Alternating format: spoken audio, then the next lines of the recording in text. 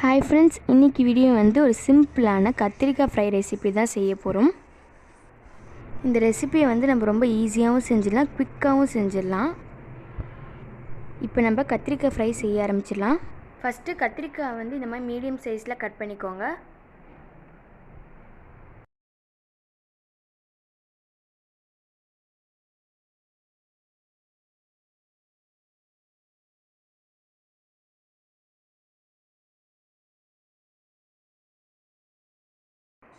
இப்போ இது எல்லாத்தையும் நம்ம வந்து கட் பண்ணியாச்சு.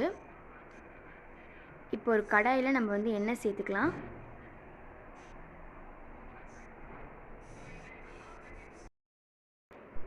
இப்போ எண்ணெய் நல்லா சூடாயிருச்சு. இப்போ இதில் நம்ம கட் பண்ணி வச்சுருந்த கத்திரிக்காய் சேர்த்துக்கலாம்.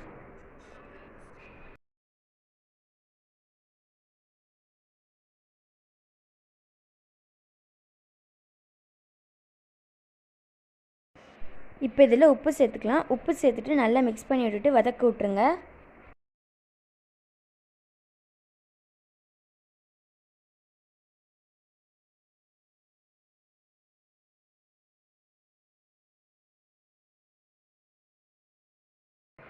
கொஞ்சமாக கருவேப்பிலை சேர்த்துக்கலாம்.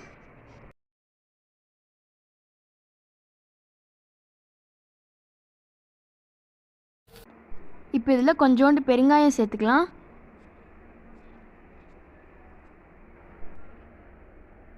½ டீஸ்பூன் மஞ்சள்தூள் சேர்த்துக்கலாம்.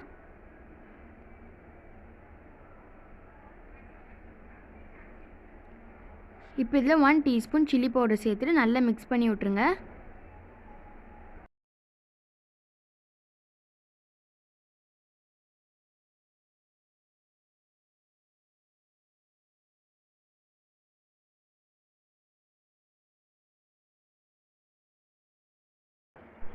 இப்போ இதில் புளிக்காய்ச்சல் பொடி வந்து ஒரு 1 டீஸ்பூன் சேர்த்துக்கலாம். இந்த பொடி ரெசிபி வந்து டிஸ்கிரிப்ஷனில் லிங்க் தரேன், போய் செக் பண்ணிக்கோங்க. இந்த கத்திரிக்காய் ஃப்ரைக்கு வந்து ஸ்பெஷலி வந்து பார்த்திங்கன்னா இந்த பொடி தான் ரொம்ப டேஸ்டியாக இருக்கும். இப்போ இதை வந்து வதக்கி விட்டுருங்க. நல்லா வதங்கினதுக்கப்புறம் ஸ்டவ்வை வந்து ஆஃப் பண்ணிடுங்க. அவ்வளோதான், நம்மளோட கத்திரிக்காய் ஃப்ரை ரெடி ஆயிடுச்சு. ரொம்ப டேஸ்டியாகவும் இருக்கும். நம்ம வந்து இந்த ரெசிபியை குவிக்காக செஞ்சிடலாம். நம்ம வீட்டில் வந்து குழம்புலாம் செய்யலைன்னா இந்த கத்திரிக்காய் ஃப்ரையை வந்து நம்ம சாதத்தோடு வச்சு சாப்பிட்லாம். நல்லா டேஸ்டியாகவும் இருக்கும். இது வந்து ரொம்ப டிஃப்ரெண்ட்டாக இருக்கும். நம்ம சாதாரணமாக கத்திரிக்காய் ஃப்ரை, கத்திரிக்காய் குழம்பு சாப்பிட்றத விட இது கொஞ்சம் ரொம்ப டிஃப்ரெண்ட்டாக இருக்கும். கண்டிப்பாக இந்த ரெசிபி ட்ரை பண்ணி பாருங்கள்.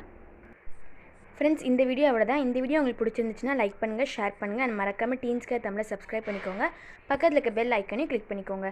தேங்க்ஸ் ஃபார் வாட்சிங் ஃப்ரெண்ட்ஸ். Take care. பாய்.